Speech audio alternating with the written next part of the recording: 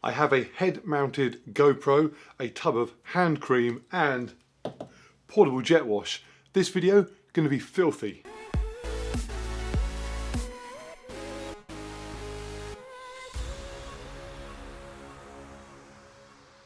Today is Friday and tomorrow is Saturday. I have two challenges that I am attempting, both of which are going to be an awful lot of fun. Here is the plan. In 1 hour's time, Jenna and I jump in the car and we are driving all the way to Scotland. That is going to take us pretty much the rest of today because we don't live anywhere near Scotland. And then tomorrow morning, bright and early, I am up and competing in the Spartan BEAST obstacle course race. We then drive home, and during that trip back, I'm going to compete in the Spartan motorway service station junk food calorie extravaganza. If you're thinking, not heard of that one, that's because I've literally just invented it. Right, I will explain exactly what's involved in both the challenges once we get up to Scotland. Right now, I've got to go and load up the car and then go and lock up all of Jen's alcohol in the house because one of my kids is having his 18th birthday party here tomorrow, and that will be well underway before we get back very late in the evening. Now, normally I would trust that he is sufficiently scared of me to ensure his excellent behaviour, but he is now 6'7", almost my weight, and he'll expect me to be returning tomorrow physically exhausted. Under those conditions, he might not be as scared of me as I am scared of Jen discovering her alcohol is missing, so I'm not taking any chances. Okay, we are here in our Premier Inn, or as they say north of the border, a Scottish Premier Inn. Now, tomorrow's race is the Beast distance. Spartan do 3 main distances: the Sprint Short 5k, the Medium Super 10k, and the Beast Long around 20k. Now, the really cool thing about tomorrow is that because I've already run a Super and a Sprint this year already, I will not only get a medal tomorrow, but I will also get the 3rd piece of my Spartan Trifecta badge, thus completing my first Spartan Trifecta puzzle for the year. And because I have 6 more Spartans coming up in October, I'm going to get 2 more Trifectas, thus achieving the triple, the best threesome it is possible to have. In recognition of that achievement, on the drive home tomorrow, rather than having my normal sensible post-race nutrition, I'm going to abandon all that and indulge myself completely. More on that though tomorrow morning. Right now, I need to get to bed, get an early night because I am up bright and early. And on my mark in 3, 2, 1, let battle commence! Right, a bit of a time jump. The race has been run and we are now a few minutes into our journey back home. I'm going to take you through the obstacles from the race, but I'm going to do that with some commentary back in the garage, which is what I'm going to be doing from here. All the action from that Spartan Beast as I filmed it while I ran it, while at the same time jumping back and forth so you get to see the very long trip home and the very awesome amount of food that was consumed during it. Now, this trip back, what I normally do is, after an endurance event like this, I take the calories that I burnt on the race, I halve them and I allow myself to eat that amount plus my normal 2,500 calories for the day. So I end up in a slight deficit, but I still get to replenish myself as well. Today, to mark the achievement of the triple Spartan race, I'm going to triple the calories I burn and add them to the normal 2,500 calories and consume the whole lot in the 356 miles it takes to drive back home. 2,128 calories burnt on the run times 3 is 6,384 plus my 2,500, 8,884 calories in 356 miles. But first, we're at a sports centre just down the road from Spartan because they've let me, I hope, they did say on the phone that I could, come and use their showers because I am filthy and I don't want to sit here filthy and stinking while I'm eating. So I'm going to go and shower and then we're going to find food. What should we start with? The pain from the run is starting to kick in now. It's taken me a lot longer to get from the car to the sports centre than I thought it would do. I don't know what the heck I look like walking in like this, filthy and limping. 3, 2, 1, let battle commence! Okay, it is race time. And if you're thinking that doesn't look like too many people on the start line, that's because Spartan run their races in waves. First of all, the elites go, some truly world-class athletes, and then the age group runners, including me. People not elite, obviously, but racing under the same exact conditions as those that are. So if you fail an obstacle, you are doing the penalty. There is no messing about. It is a race and you go as fast as you possibly can against others of a similar age. And about 100 of those runners on Saturday. My group, 45 to 50, we go off here along with everyone from pretty much 40 upwards. The younger age groups had gone off 15 minutes before us. Later on, the open waves, for people not wanting to compete as such against others, just out to run the course, they go off about 500 of them on Saturday. And the first kilometre is standard stuff for all Spartans. A couple of 4-foot walls to hop over, and then some over, under and through walls. And this stuff all looks pretty simple, but bear in mind, at this point you've only been running for a minute or so. You're not properly warmed up at all. This is not the place to go and pull a muscle or twist an ankle or something. Next up is the cargo net, A-frame, again nice and easy, and then a couple of 6-foot walls. And the last one in this section looks easy but frightens the life out of me, the balance beam. I don't know if my centre of gravity is too high or if I was shouted at as a 5-year-old in school PE lessons have just blocked it out, but I hate this. And I never see anyone here doing a penalty ever. So to be the only one screwing up this early on would be very, very embarrassing.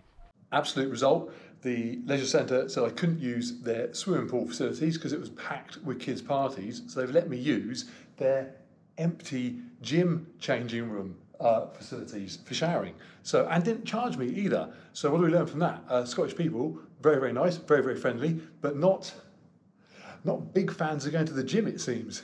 Okay, I am clean and we are now back on the road and in search of food. I can't wait for Jen to find some, so I'm going to have the mountain fuel bar that I had with me during the race but never needed, so an easy 350-ish calories to start us off, and then hopefully we will find food and fuel, literally fuel, car fuel. There is a weird petrol shortage, panic buy thing going on today, so we do need fuel at some point, and it seems that everywhere that we're going past that would normally sell it has sold out, so that's a minor issue that we need to address. Far more important is finding somewhere that sells food we can eat. Okay, we're a couple of kilometres in and it is the obstacle course race classic, monkey bars. And if you're thinking this technique that I'm going to be using here doesn't look like it's very graceful or quick, it's not, but these bars were still a little bit damp from overnight, and doing big one-arm swings on damp bars is an easy way to screw up. If you fail a Spartan obstacle, there's no second chance. You are doing 30 burpees, and that takes an awful lot longer than doing the monkey bars slightly slower, but more safely. My first ever Spartan, I fell off the monkey bars on the first rung, so slow and safe is fine with me.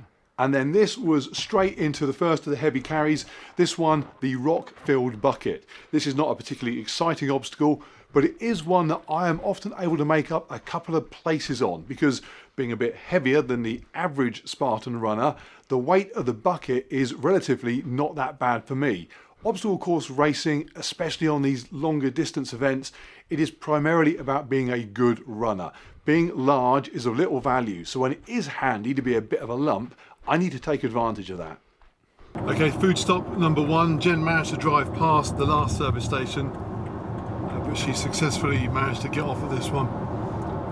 And it has a Burger King. Going too fast. And a Costa. Double whammy. Double whammy.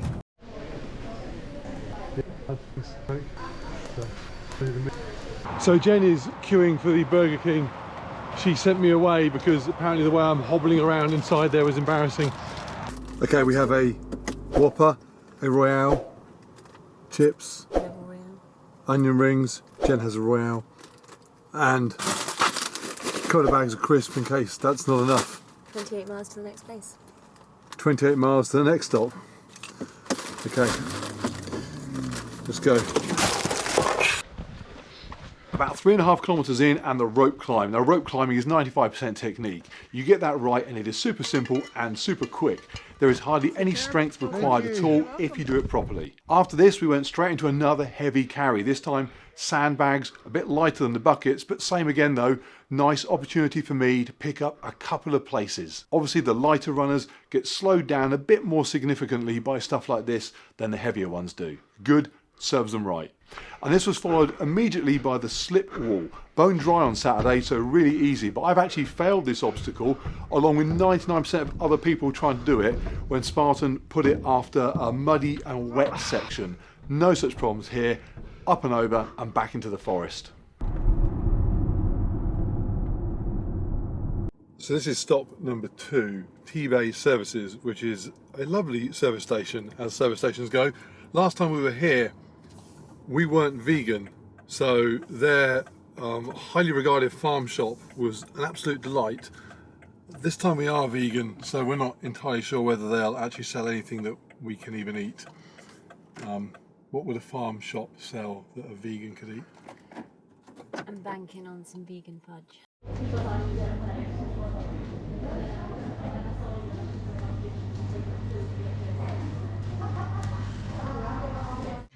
We did not find fudge, but we did find a reasonable supply of sweet things, considering the shop was 85% dairy and meat. We've got chocolate, we've got chocolate tiffin, we've got more chocolate, and we've got roasted fava bean snacks. What is a fava bean?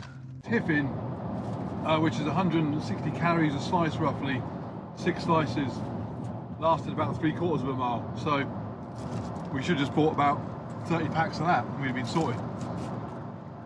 Sure we didn't want any? Good.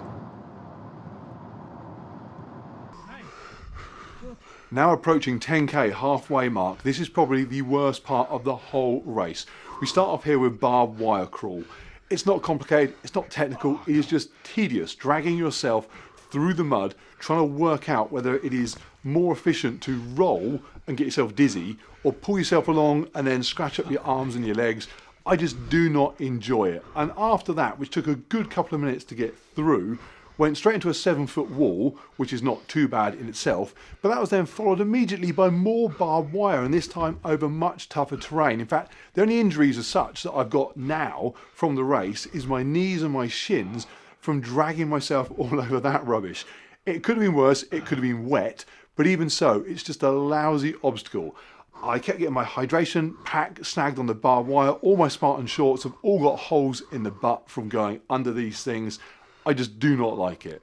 Leg stretch and lube break at this one only because it's a McDonald's and McDonald's don't have a vegan offering.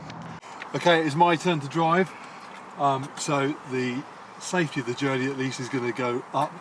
I am on 187 miles to go and Jenna just surprised me with a vegan bounty bar, which seems as good a way to start the second half off as any. And I built, but I think, where'd you put my medal? It crashed into the footwell when I turned into the sensor. Where is it now? Where's the medal? In the box. In this What's one? in the box? I'm gonna open it.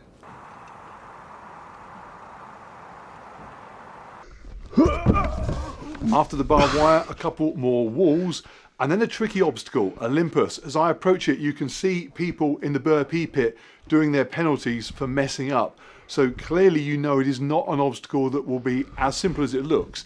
It does look straightforward. You just have to sort of shuffle yourself sideways along the wall using the various handholds and grips while keeping your lower body off the deck. But it is deceptively hard. I've only actually failed it once, but as soon as you fail any obstacle once, it is forever at the back of your mind that it could happen again. After that, 2 easier ones to finish off this section. Stairway, which is basically a simple up and over, made a bit simpler for me by being taller, and then bender. Again, being able to start the obstacle a few inches higher than everyone else does not hurt. Both of them pretty easy, up over them, and then back into some more running. Okay, so this is stop number 4, 5, can't even remember how many times we stopped. We weren't going to stop this early, it's still 158 miles to go, but as we drove past, there was a sign for KFC here, and KFC have a new plant-based vegan thing, Zinger burger or something. Jen said it was supposed to be good, so we stopped. She just called me from inside to say that I have it. Luckily they do have a Burger King as well, so she's going to get me another plant-based Royale, which is a delicious burger, or probably better than the Burger King Whopper actually, plant-based Whopper. Anyway, what else? That's it. Oh, and the reason Jen's gone in to get the food and I'm just sat here like a useless idiot is because my feet are so painful from my busted up toes. She thinks that I walk embarrassingly when I'm limping around inside, so she said stay here because she'd rather go on her own than be embarrassed by me. I should clearly walk embarrassingly more often if she's just going to go and do stuff for me. Jen is back with the food. This is why I married her. Obviously other reasons as well. This is one of the reasons why I married her. I said grab a little bag of onion rings. She's got a box of onion rings. A box. Good work, babe.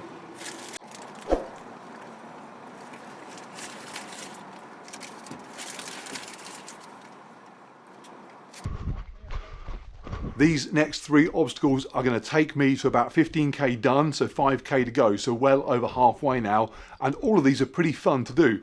The first one is heavy ball carry. The task is pretty simple, carry the heavy ball. And as with the bucket and the sandbags, lugging things around is pretty straightforward for me, so no huge problems there. That's then followed by an obstacle called blender, which is basically sort of monkey bars that spin at the same time. It looks quite tricky until you've done it a few times and you realise that if you use the momentum naturally gained from the fact that the bars themselves are moving, then you can go across it pretty smoothly.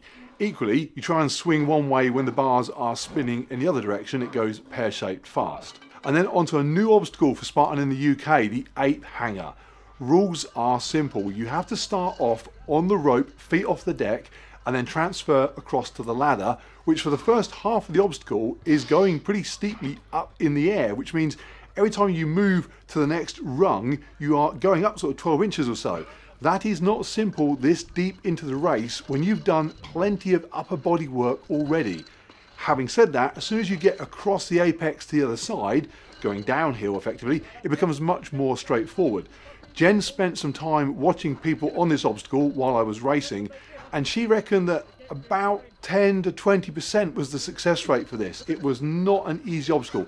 I was pleased to have completed that first time out. It's interesting, when you approach a tough obstacle or are even in the middle of doing one, part of you wants it to be tough because it's a chance to pass people who failed it and are stuck doing burpees as you run off.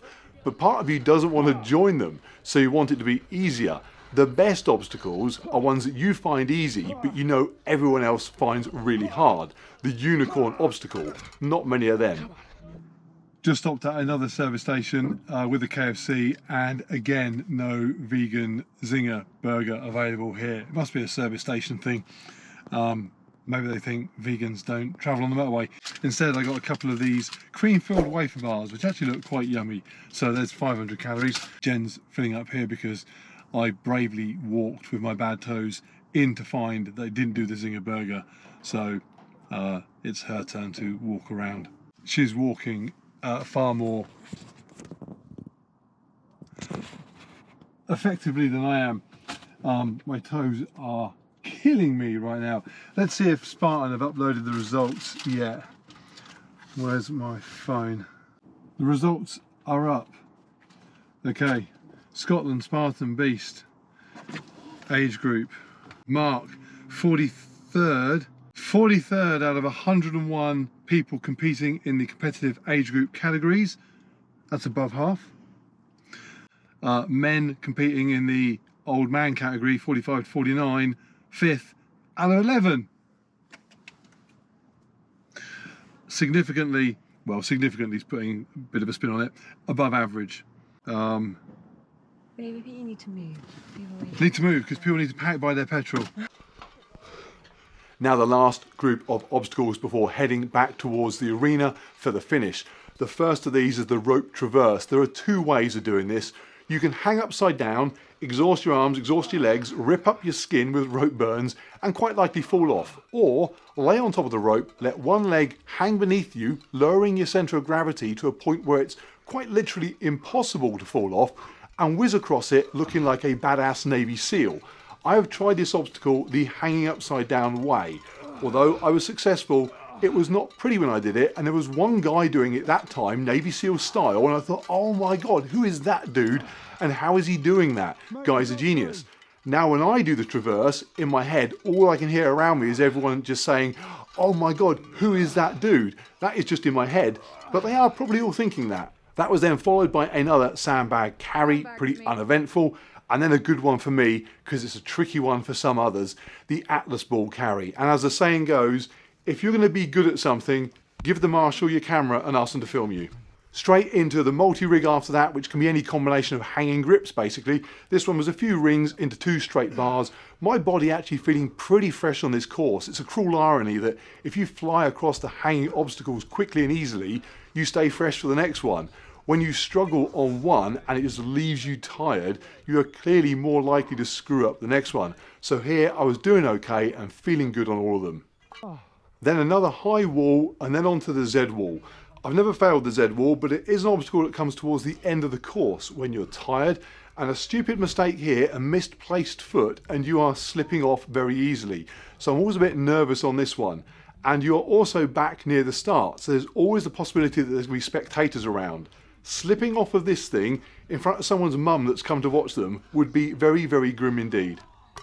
We are 1.6 miles from home, and we are at KFC drive-through to get our KFC plant-based Whopper Zinger.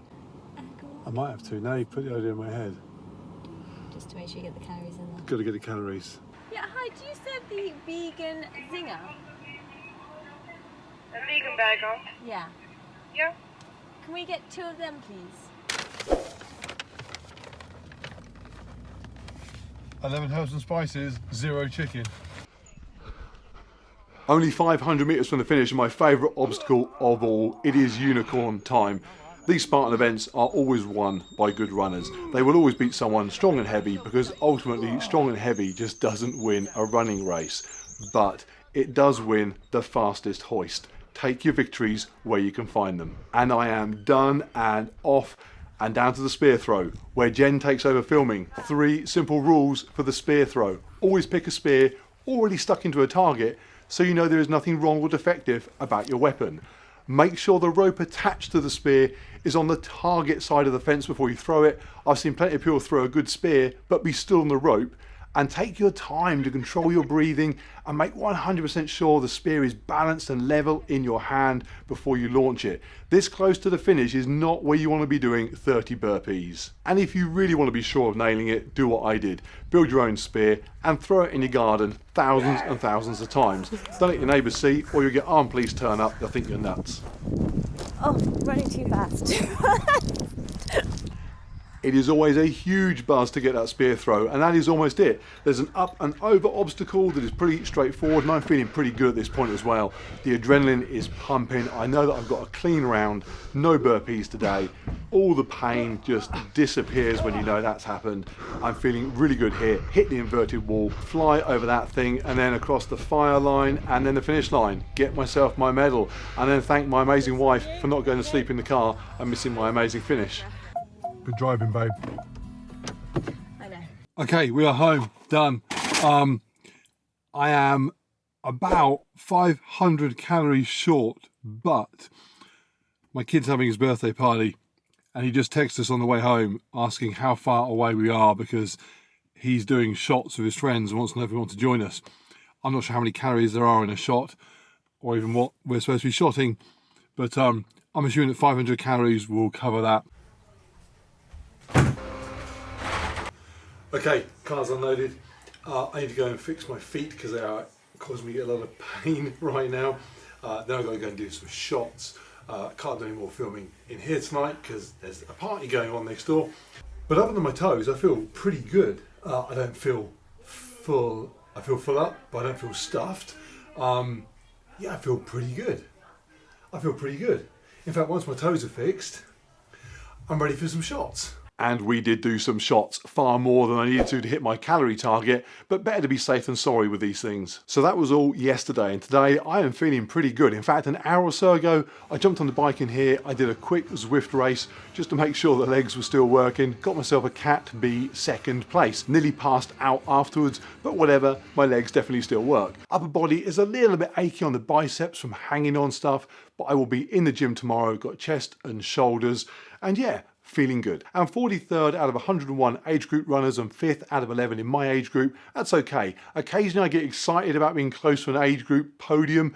5th is not far off 3rd, but then I look at the times of the guys that got on the podium, and the ones that came in 1st, 2nd, 3rd in my age group were a good 15 minutes ahead at least of me. So it's not like I could just tweak something small and be worrying them. I will settle with above average. And is there a point to eating all that food? Yeah, there is sort of. A trap I often fall into when I have focused on an objective, a race, and it is then completed and over, is that I'll spend at least 2, if not 3 or 4 days afterwards overindulging. That can easily be 7,000 calories plus a day, day after day. Not only is that too much food, it also prevents me from working out at the same time and getting back on it. My thinking here was that if I cram a bunch of calories into a short window, I will kill that craving that might otherwise extend into the following day.